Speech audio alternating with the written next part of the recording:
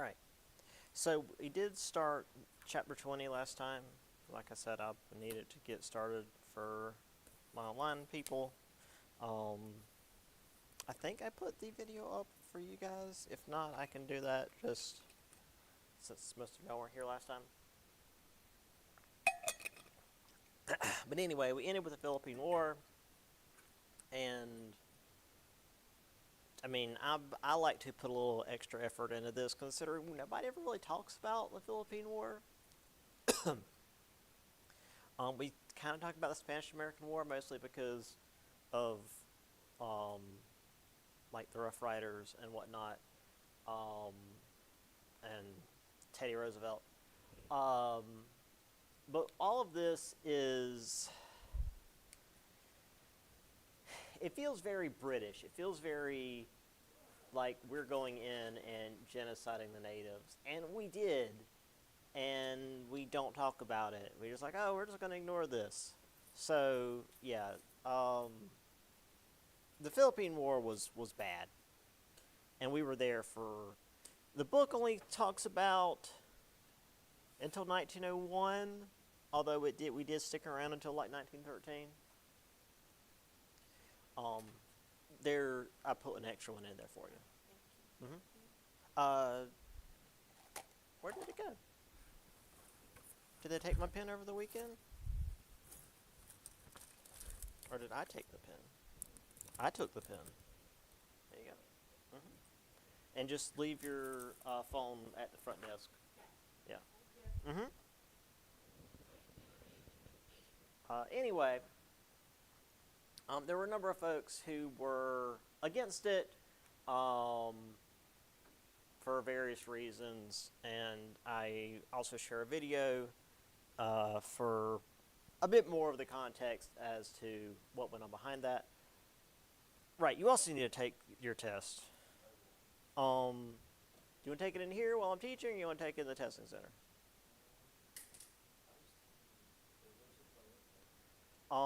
Well, there's a few in here, there's a few in the testing center. Okay. Whichever works. Yeah, just phone up on the desk, and there you go.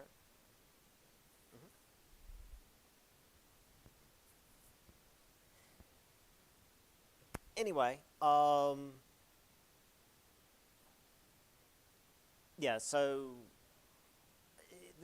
about 200,000 Filipinos died in the war. Well, civilians. Of course, those fighting didn't really count in the casualties.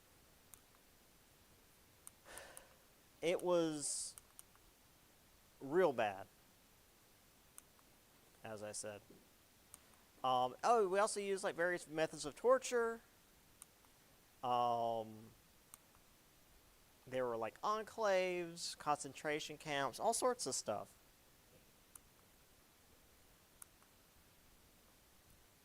And the garrote, which the book doesn't go into, but apparently let's use a real slow, awful method of execution. Anyway, and then there was this thing about the occupation. Anyway, back to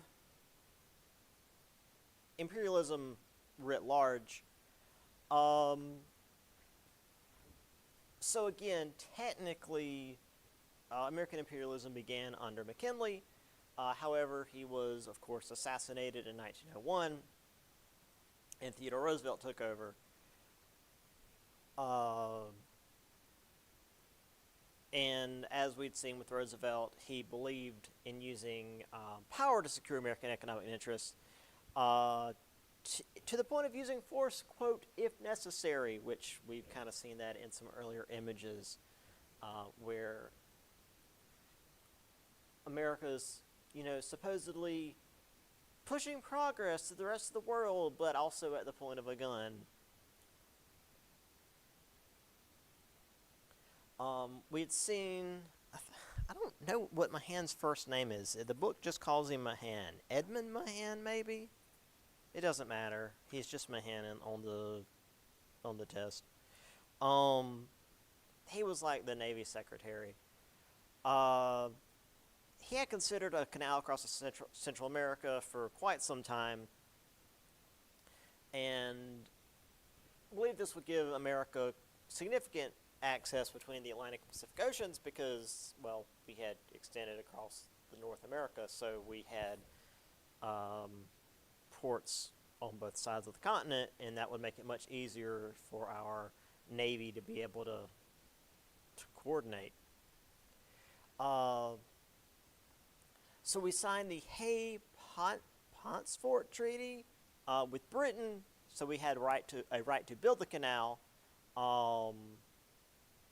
which, okay, I guess Britain had it concerns with that. Britain was in control of the ocean at the time. We didn't have a navy to really contest that, so we had to talk to Britain first. We selected Panama because it was the thinnest bit of land. Also, France had begun a project but ran out of money, so we just picked up where France left off. And they sold that project to America for $40 million, which, if you recall, back with Louisiana Purchase, is significantly more than we bought most of continental America for. But considering the economic implications, probably still a pretty good deal.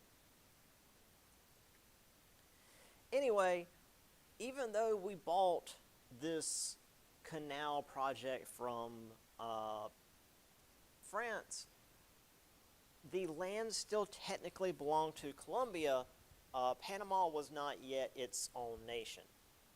Colombia just extended up into what is modern-day Panama. So an agreement was reached in which Colombia would get a certain amount of money and America would get the land. But the Colombian government decided that they would drag their heels on it and wait for a better deal. Let's get more money.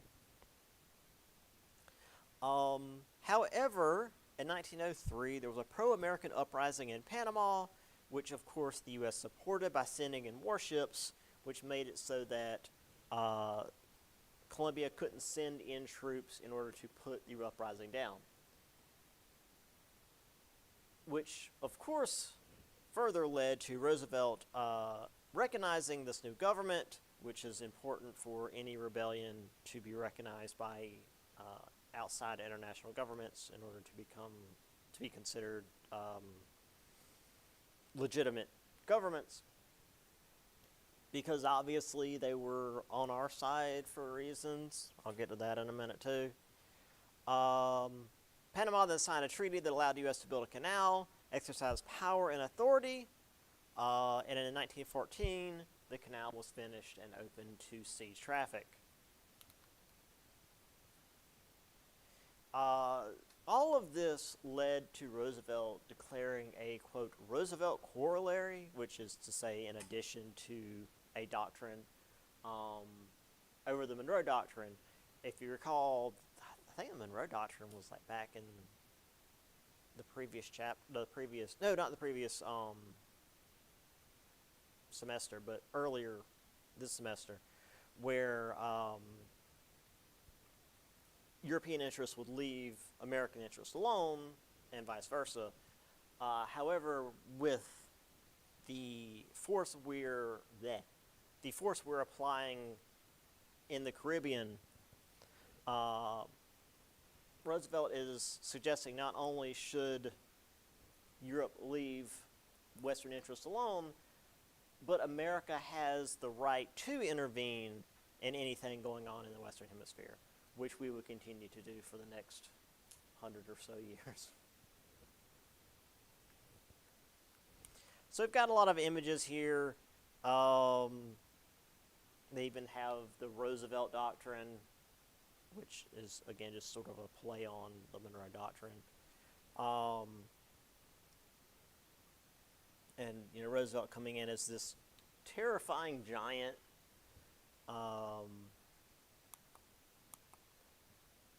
Now, there's a lot going on here, um, a lot of which the book doesn't talk about. So I can only really infer, but considering there was suddenly a pro American uprising in Panama the moment, seemingly, that Colombia decided to hold out on a deal, it feels very manufactured. It feels like America had some agents in Panama that were ready to stir up trouble to make things happen for America.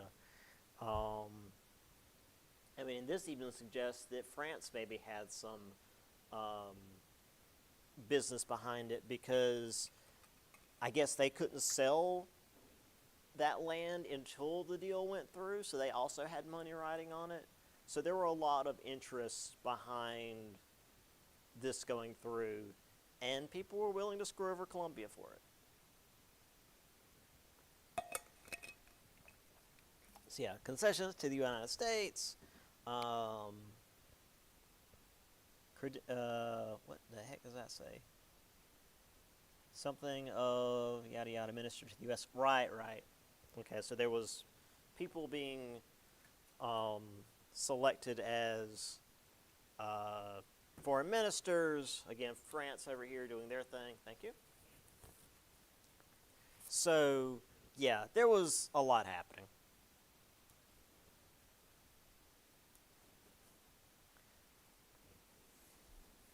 Um, Usually, I thought this one had a title. Anyway, this is Roosevelt as like a Paul Bunyan style caricature. Thank you. Literally digging the canal himself,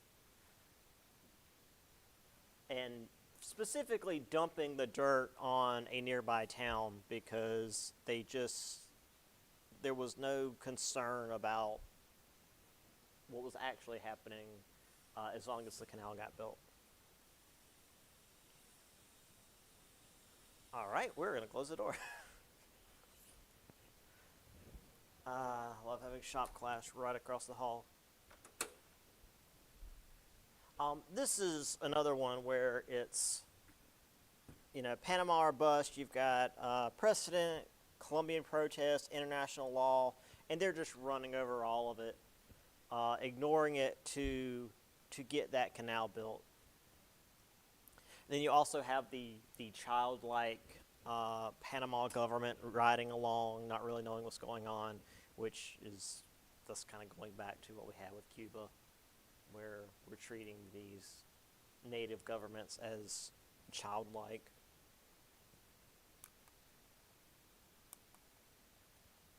This is the one. I thought that this was the subtitle for that other image. The man who can make the dirt fly, where Roosevelt is just ignoring these protesters and digging the trench himself, or not the trench, the canal. Here is, well, actually, let me go back to this one. This actually does show some of the early 1900s dredgers that they had, which were often either steam powered or sometimes horse powered, because the Panama Canal is kind of out in the middle of nowhere, and they didn't really have access to a lot of supply lines. So they would literally have treadmill or really, really big hamster wheels, essentially, that the horses would walk on, and it would turn and power these big cranes. Here is Roosevelt in one of these. I don't know why you would be wearing white to what is essentially a swamp, but whatever. Oh, I should also mention that a lot of people died building this. Anybody want to hazard a guess as to what killed people building this thing? I mean, I'm sure there were people that were killed by landslides and dynamiting, but that was certainly not the largest reason for the death toll.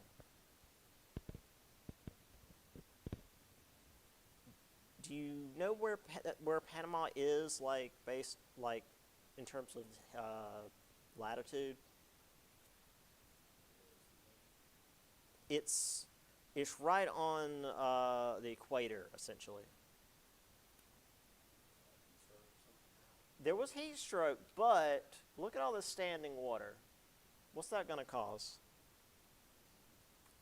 Yes, there were lots of mosquitoes, and mosquitoes spread literally dozens of diseases, and it was wiping people out. A lot of people died building this canal because of that right there. Just absolute breeding ground for mosquitoes.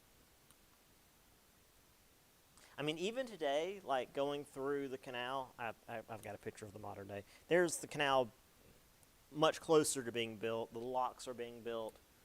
If you're not familiar with actually how canals work, they're really fascinating, actually. Um, you can see here, actually, the first lock is lower than the level of the water in this part of. It's not all just a ditch, essentially. It's especially the Panama Canal. It's like multiple inland lakes and whatnot, and they're just connected along, so you can have a straight waterway.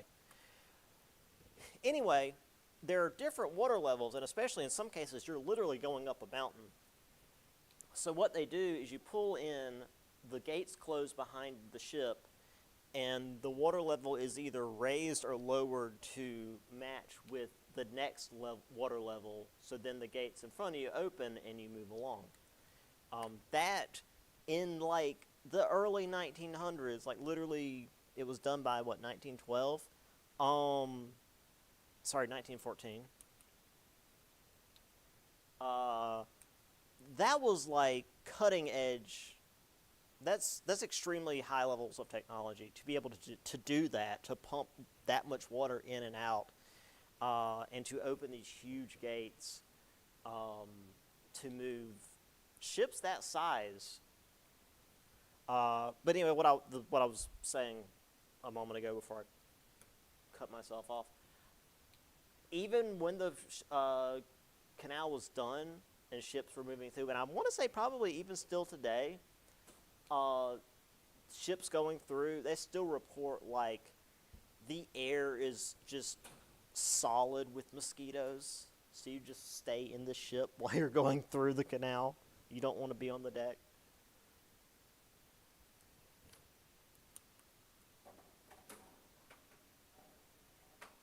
All right. On to the next bit of imperialism, and that is China. So America had pretty much uncontested control over the Caribbean and Central America. South America was still kind of doing its own thing.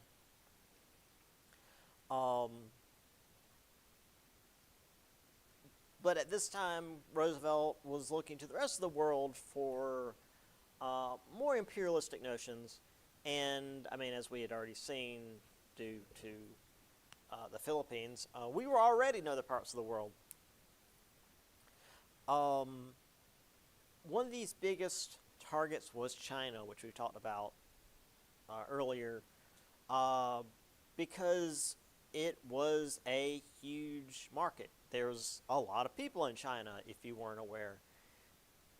And due to the rapid industrialization of America, and which leads to a huge increase in market output, we need somewhere to sell all this crap. And you can only sell so much to Europe because A, Europe's population isn't that big, but also Europe is also industrialized, so they're making their own industrial stuff. So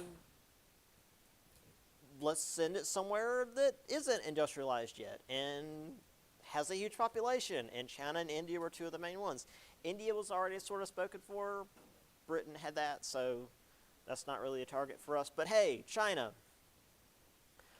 Most of Europe had already really gotten in there due to the Opium Wars, which that's a different class. However, there was the Boxer Rebellion where America got involved. This was a nationalistic uprising in China due to the Qing dynasty basically acquiescing to outside demands, and people in China feeling like if we got rid of the Qing dynasty, then China can be strong again. And they essentially were at the brink of overthrowing the dynasty until outside forces, including America, sent troops in to put this uprising down. And then these outside forces demanded more concessions from China, which further weakened it. But it got them all sorts of concessions and money and like treaty ports, which essentially meant that the ports were not fully under China's control anymore. It's a lot of reason for China disliking most of the world. Also, there was the issue of Russia pushing into Manchuria because, again, with China weakening, they could no longer hold on to Manchuria.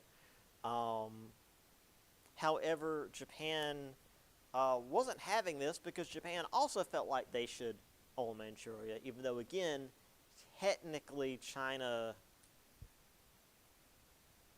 on paper had control over Manchuria, although, again, was so weakened by this point, they really didn't. But both Russia and Japan felt like they should own it. Russia made the first move, and Japan proceeded to beat the crap out of Russia in response. Now, the European powers and America were a little concerned about this because while there's always concern about Russia gaining too much power because Russia's big and scary, there was way more concern about a non-European country gaining power, or to quote, I don't know if it was Russia specifically, or not Russia, Roosevelt specifically, Russia being pushed out of the region could, quote, cause a real shifting of equilibrium as far as the white races are concerned.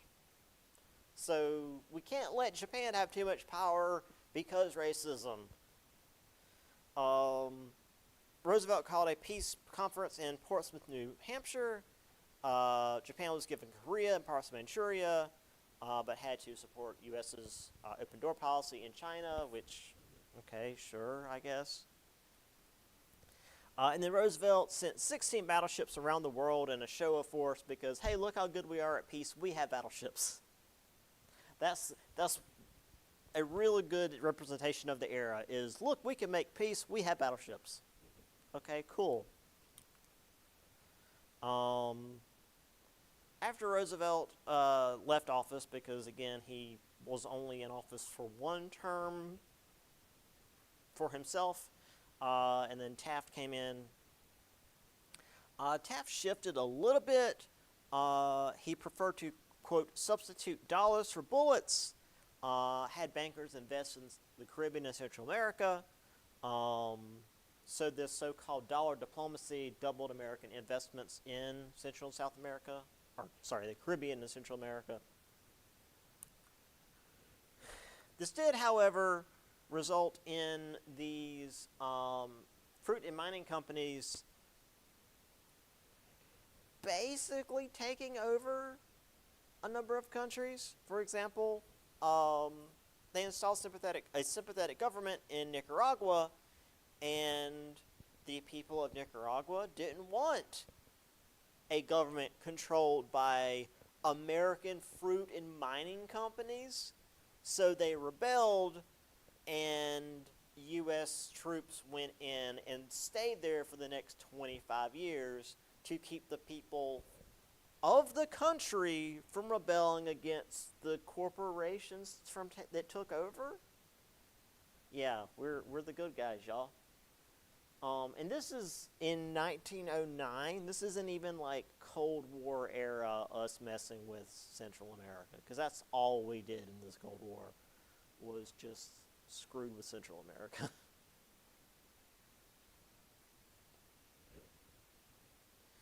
So yeah, here we have Collier's magazine, The War in China.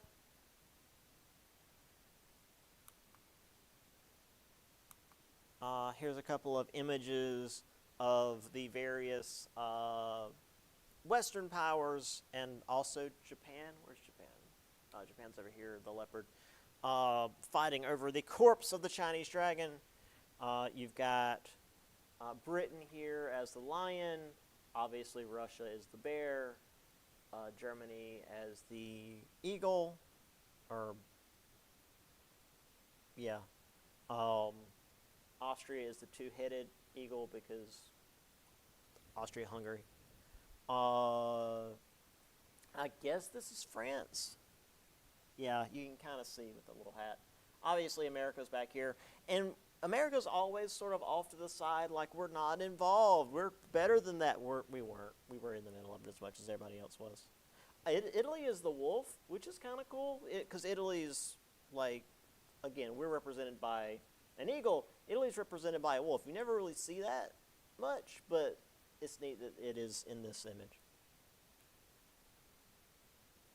Usually Italy doesn't get a good shake. Here is everybody as horrible human-faced chickens. Mostly their various rulers. America's, again, just sort of Uncle Sam.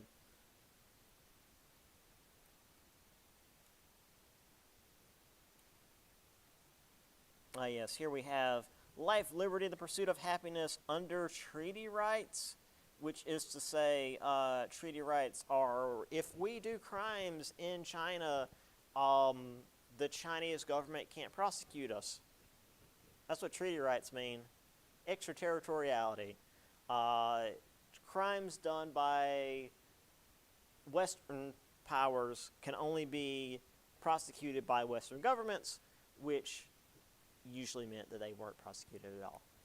So if you have sailors who go in and, say, murder some Chinese men or Chinese children or rape Chinese women, they just get away with it. That's what this actually means. Here it's like, oh, we're saving the people from these barbarians. Not actually what was going on. The Dragon's Choice, again, yeah. They totally were the ones that wanted more.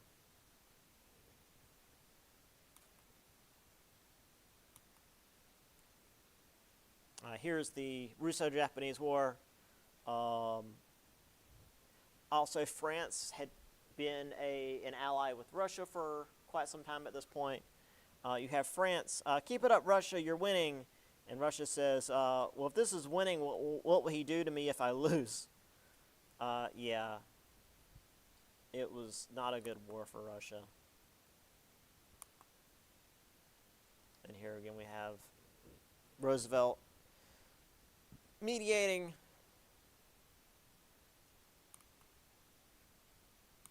And the Great White Fleet. The fleet of 16 battleships sent around the world as a show of force, because look how good we are at making peace. We also have battleships. Because this is the era of American imperialism. That's just sort of how we do things.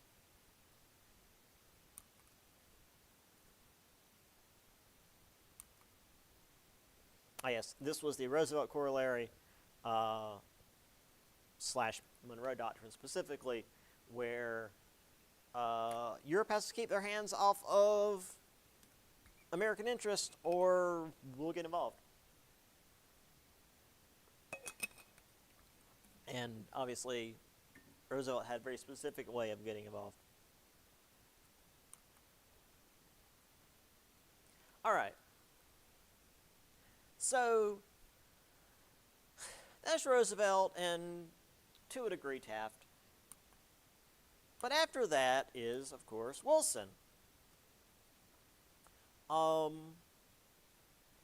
Wilson, of course, is technically Roosevelt's opposite, and he no longer wanted to use the big stick method of diplomacy, but because this was still the age of American imperialism, things didn't change a whole lot. Wilson used Marines to protect American interests in Haiti in 1915, Dominican Republic in 1916, and Cuba in 1917. Because again, we're going to send in Marines to protect businessmen. That's just how it works, I guess. However, the Mexican Revolution in 1911 caused significantly more issues. He withdrew diplomatic recognition because it refused to install leaders he considered good men, because apparently we should have a say in who the leaders of other countries are. And I would say that as, boy, that's crazy, this thing that happened 100 years ago that we never would do again. We'd never just go in and invade a country and murder their leader because. But, you know, whatever. We sent the U.S. Navy into Veracruz. There was a clash that killed 19 Americans and 126 Mexicans, which resulted in General Francisco Pancho Villa sending 1,500 troops to attack Columbus, New Mexico. So Wilson responded with a moderate 10,000 troops 300 miles into Mexico to try to capture Villa, which never actually happened. He just had troops wandering through a sovereign nation. All of these are acts of war, by the way, in case like none of that registered. All of these are things that you can declare war for. Again, compared to recent events where war has been declared for what I would consider no good reason, these are reasons to declare war. Sending troops into other countries is a reason you declare war. However, there was more going on than just Mexico. The reason we didn't go to war with Mexico is, well, this was 1914, 1916, 1917. Europe is currently at war. The Austrian Archduke Franz Ferdinand had been assassinated. There was the very rapid buildup during the summer of 1914, and then by August of 1914, the Central Powers, Germany, the Ottoman Empire, and Austria-Hungary, had declared war on the Allies. Well, technically, it was the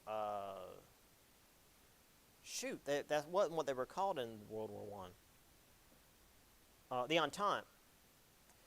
Great Britain, France, and Russia in World War I.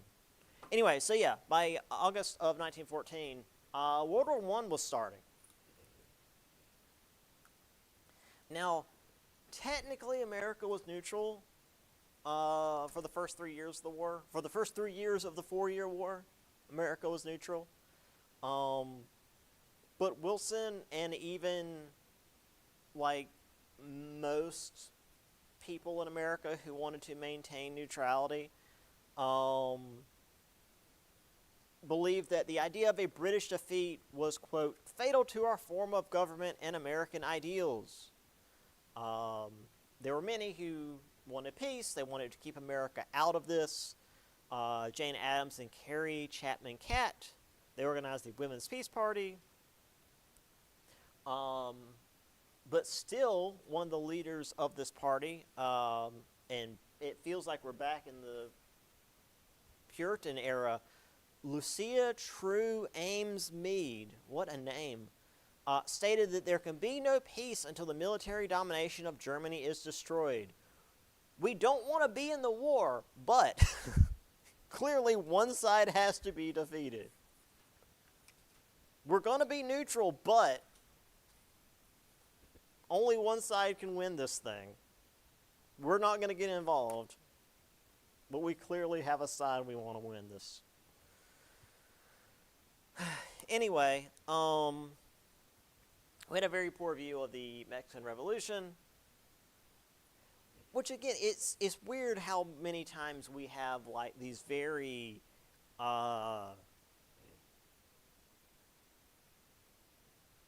where we look down on these various revolutions and treat them as backward and destructive and childish even. And it's like, we literally were created from a revolution. What makes us so special? Like, why are we, it was a moment of enlightenment and democracy and blah, blah, blah, blah. It's like, why do we give everyone else a hard time? I don't understand why we're not like, every time someone's like, we're going to have a revolution against our oppressive government, we're like, yeah, that's awesome. You guys are great. But no, we're not. We're always the oppressor. I don't understand. Speaking of which, maybe Plenty of Pepper will save it, which is a safe force. We should get involved in Mexican policy by sending in more military. There is this very amusing little aside here. Note, Mexican dishes must be highly seasoned. Okay. Yeah, that's funny.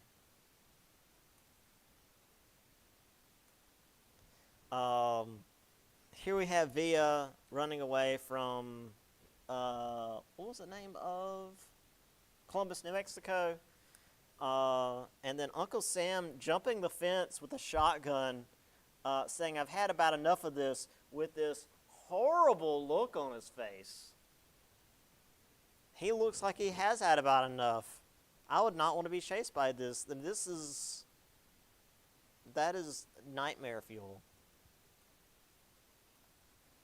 And there's once again freaking Maid Taft for some reason, handing over the problem of Villa to Wilson.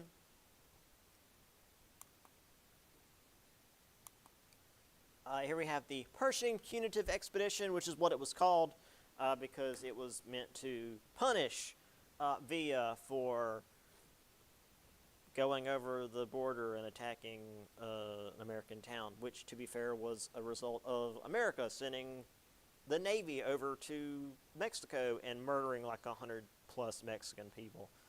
So whatever. Yeah, it didn't go so well for Pershing. Here we have him, essentially, this obviously wasn't what literally happened, but essentially tied to a cactus and being used as target practice. Based on the image, it seems that, I guess, Villa was crippled, because he's got like a, he's got a crutch. So, like, he wasn't, you can't get away from a military force at full speed when you can't even run. I mean, obviously he's going to be on a horse, but, like, he's at a disadvantage. Also, I would like to say that the sombrero with a rattlesnake is such a good look. Like, that is peak Disney villain. That is so good. That's one of the best images ever.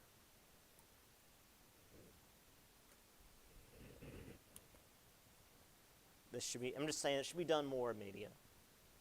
If you have a sombrero wearing bad guy, there should be a rattlesnake. Anyway, here is Wilson steering clear of the rocks. War intervention, which would just also be going to war. Thank you. Towards the light of justice, I guess. Again, it feels like I'm playing Helldivers. It's like these words don't mean what they normally would mean. What does justice mean if you're just avoiding going to war? Justice is just is making a wrong a right. I don't know. Anyway, vote for Wilson, who kept you out of the war. And then you have President Wilson. What's that? U-boat blockading New York? Tut tut, very inopportune. Again, obviously that didn't happen, but they're making the joke of, oh, Wilson kept you out of the war. But what if, like, Germany ends up sending U-boats over here? Boy, it sure is nice that he kept us out of the war. Now Germany is here.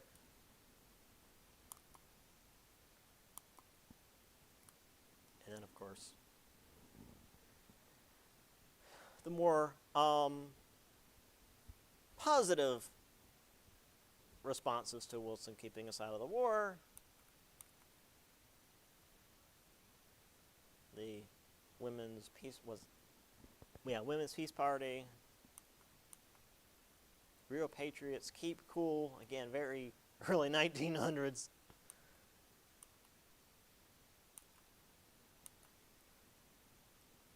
However, as we stated with the end of that slide, it was difficult to maintain neutrality because we were significantly closer to the Allies, again, specifically the Entente, but that's just me being pedantic, than we were with the Central Powers. The Allies purchased about $750 million in American goods in 1914, which quadrupled over the course of the war, whereas the Germans bought about $350 million in 1914, and by 1917 has shrunk to about $30 million. And when it comes to military purchases in time of war, $30 million is like a box of guns. That's not a lot. Also, just like straight up loans, Wilson said was against the spirit of true neutrality, which is true, because if you're giving money to both sides of a conflict, you're just extending the conflict.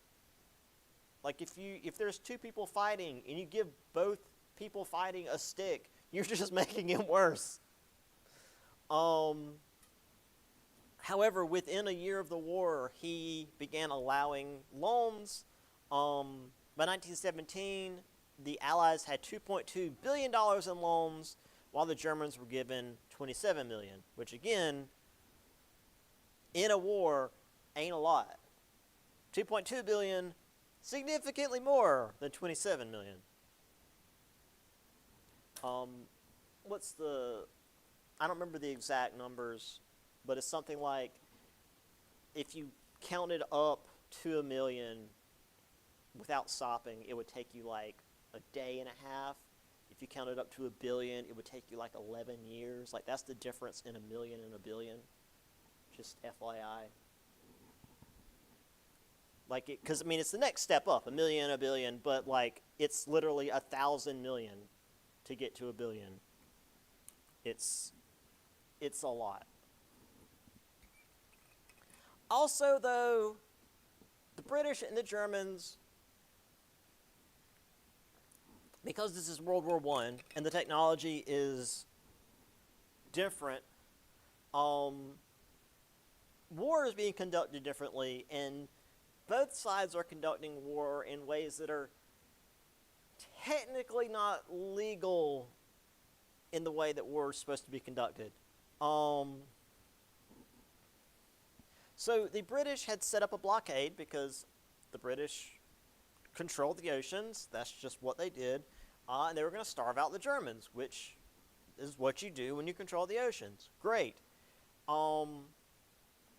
However, because America was a neutral nation, we had the right to ship non-war goods to the Germans, which would include food, which would kind of defeat the point of the blockade. Now, it would still starve out the Germans in terms of like military supplies, but it wouldn't hurt the civilians as much. So that's the point, is we would be helping ease the suffering of the civilians while the military still has to deal with ammo shortage, etc. However, the British blockade continued to stop and turn around American ships, which they weren't allowed to do, but Wilson let it slide. He's like, oh, well, whatever, it's no big deal, even though war doctrine would not allow that normally. There's also the issue of how Germany had to deal with this blockade, because there was the Battle of Jutland, where Germany and Britain clashed the one time with their navies. And after that, it was just Britain's blockade versus Germany's U-boats, which is just undersea boat. It's just an underwater boat is the submarine. Obviously, the way a submarine works is you attack from underwater when you're not visible, because U-boats, submarines, are very, very fragile. They're very easy to puncture and sink, or at the very least, compromise.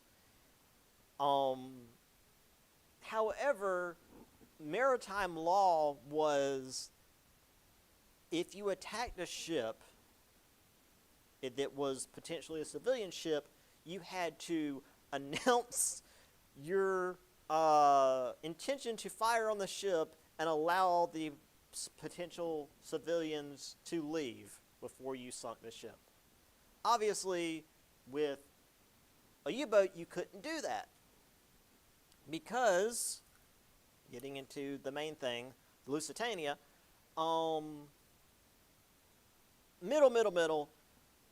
lot of these civilian ships were being used to ship military equipment, weapons, ammo, etc. And the Lusitania, which is often seen as like one of the final straws before we joined World War I, was full of ammo and guns being shipped to Britain. And a U-boat fired on it. Also, the reason they couldn't just come up and say, hey, get the civilians off the ship, we're going to sink it, because they had guns on these boats, and not just like small arms. They had cannons on these boats. So if a U-boat surfaced, it's like, hey guys, we're going to sink you, better get off. They could sink the U-boat.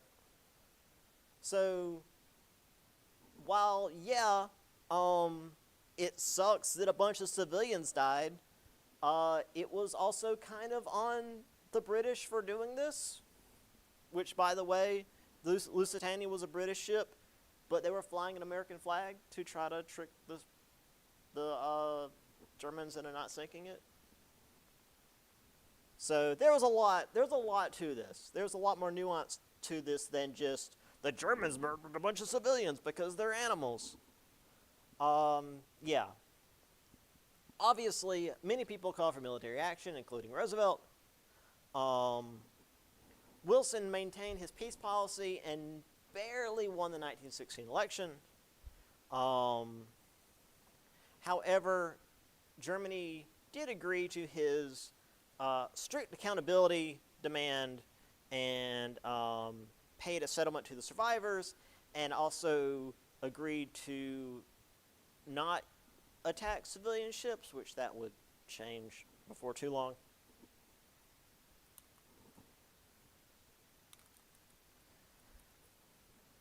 So this was the blockade. You've got the close blockade here, which is just like right there at the ports of Germany, an observational area, and then the longer blockade up here in the North Sea, because they might slip past the initial blockade and the observation. Blockade duty sucked. You were just sitting out in the ocean and waiting on a ship to come up, and you had to stop them to make sure that they were, supposed to be there. It was guard duty, but out in the middle of the ocean, and especially up in the North Sea, awful. Worst part, like one of the worst places in the ocean, minus like near Antarctica. It's not great.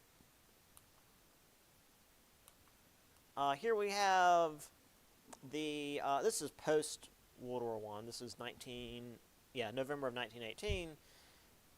The Germany's big ship surrendering in the 4th, whatever that means.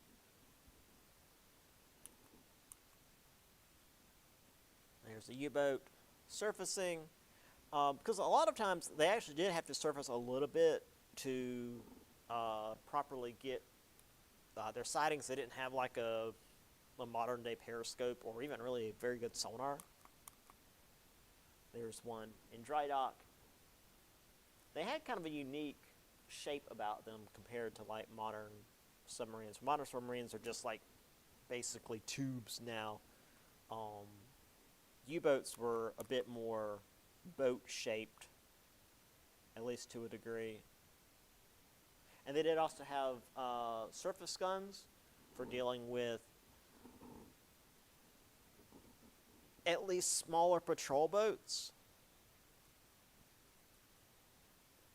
And there's the Lusitania getting sunk. More U-boats. Yes, here we have. I dare you to come out. The Kaiser defies American rights, national honor, freedom of the seas, and international law. Which is, sinking the Lusitania because, yeah, that's totally, he was, the Kaiser specifically said to murder these civilians.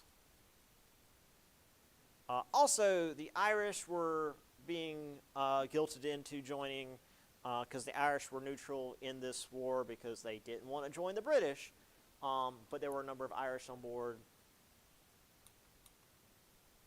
And then, of course, lots of propaganda of, oh, they murdered our women and children, we got to go fight the Germans, take up the sword of justice. Yeah, here's a New York Times article.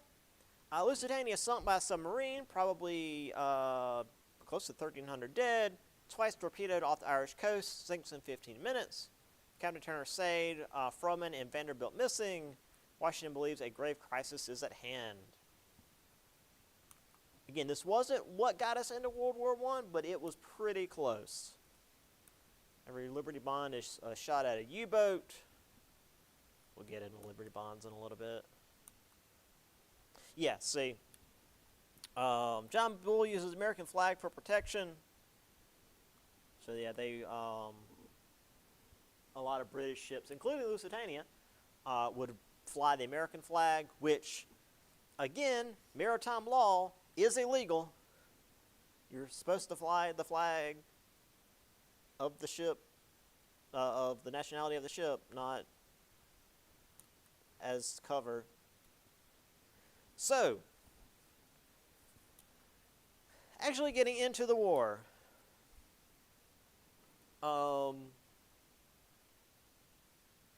So Wilson said the world needed a, quote, peace without victory. Neither side wanted to end the war after so many had sacrificed themselves, because the war in Europe had been brutal and bloody from the start. So for the last 3 years,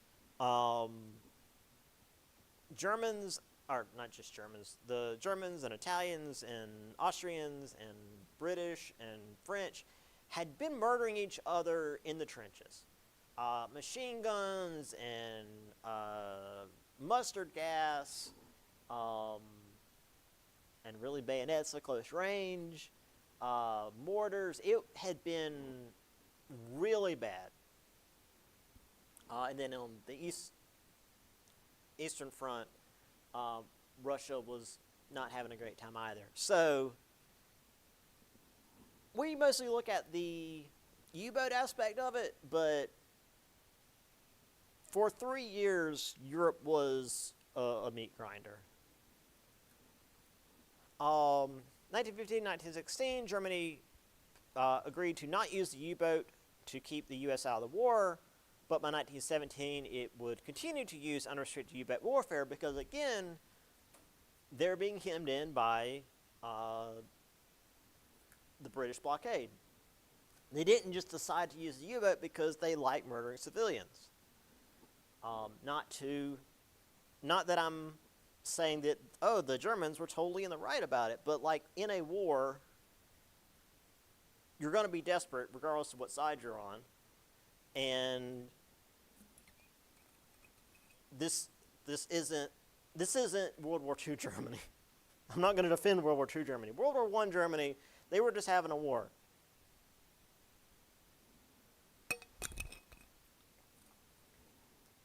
In February of 1917, the British discovered the, quote, Zimmermann telegram. It's also known as a Zimmermann note, oftentimes in American history, but it was a telegram. Anyway, it was from the German Foreign Minister Otto Zimmermann, where basically it requested that Mexico join the Central Powers if America joined the Allies, and assuming a Central Power victory, it would give Mexico a bit of land in America. Texas, New Mexico, Arizona, etc. Newspapers printed this, and Americans were pissed because we were already angry at Mexico for the whole Villa thing. So this was just causing the anger we had towards Mexico to shift towards Germany. In February and March, German U-boats sank several armed merchant ships, which, again, yes, they were merchant ships, but also they were armed. They were more than likely moving military supplies, but whatever. Wilson requested that Congress declare war on the Central Powers. It took 4 days, but they finally agreed. But technically, America didn't join the Allies, which is the whole thing. Also, technically, Britain didn't join the Entente, but that's a different class.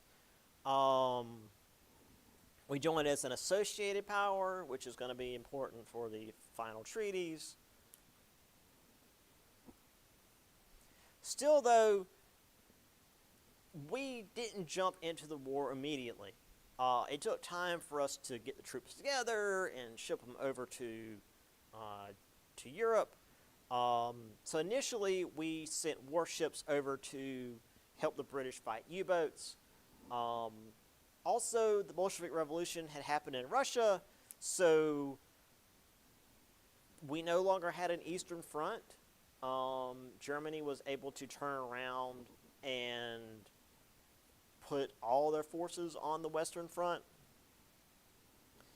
And middle, we eventually got troops in Europe. There wasn't this, again, this isn't World War II. We didn't have Normandy. Europe wasn't under the control of Germany. There was a 2-month battle in the Argonne Forest. We eventually broke through and made our way towards Germany. There was no real... I think we did finally actually get across the line into Germany, but there wasn't battling in Berlin. Again, this isn't World War II. But Germany had exhausted its energy in that final push. So November 11th, 1918, Germany surrendered and World War I ended. Literally the rest of the chapter is the home front, and how we actually did the peace treaty and whatnot. So, I mean, we literally we do the war in one paragraph. Anyway, this is the image that I used for the Zimmermann note, which is sort of accurate, but also sort of not. You've got Arizona, New Mexico, and Texas for Mexico, which is true. The rest of America for myself, again being Germany, I guess. For Japan, California, that's not accurate. Again, this is World War I, and Japan was actually... Allied is too strong of a word. They were working with Britain in the Pacific to keep British holdings from falling to Germany, and actually, over the course of the war, took some German holdings in the Pacific. So this is inaccurate. This was an image that must have been made after World War II, and whoever made it couldn't imagine Germany and Japan not being allied. So I don't know, that's inaccurate. But the rest of it works, so I'm still going to use the image. But I'm also a historian and pedantic, so I had to mention that. Anyway, Zimmermann note blowing up in the Kaiser's face, or in his hands, I should say. I love this one. This one's in French, so I can't read all of it. But basically, I mean, it's clearly you've got the Lusitania still sinking, like it's in the process of sinking. And if you recall from the New York Times article, it took 15 minutes to sink, so it must have just been hit. You've got the Kaiser like laughing while he's presumably writing the Zimmermann note. Right there, and you've got the specter of Uncle Sam, who looks like a zombie for some reason, like angrily shaking his fist over the horizon. It's a very funny image. It's just cartoonishly like he's so evil. Look how evil he is. He just sank the Lusitania, even though it wasn't that close to shore, and he's writing the Zimmermann note, even though it happened like years later. And Uncle Sam's so angry. Gracious. Anyway, battleships, in case you wanted to know what the battleships look like. I think World War I battleships are cool. There's the boys and their World War I helmets. Ah, yes. Destroy this mad brute. Enlist the U.S. Army. Yeah, because Germany's going to come and take our women, I guess. I don't know, man. Here was no man's land. This was the land between the two trenches, which was constantly being hit by mortar fire and whatnot. It was a desolate wasteland. And there are still areas in France today that are considered, quote, red zones, where you can't go because there's unexploded ordnance, mines, mortar shells. The water is poison because this stuff is just leaked down into the groundwater. It's been more than 100 years, but the scars of this war still exist in areas of France. They've tried, but it was 4 years of just constant explosions and mines, and you can only do so much without blowing yourself up, and there's only so much you can do about poisoned groundwater. Speaking of which, there's some nice clean water, and that's going to be real healthy. There's war's over.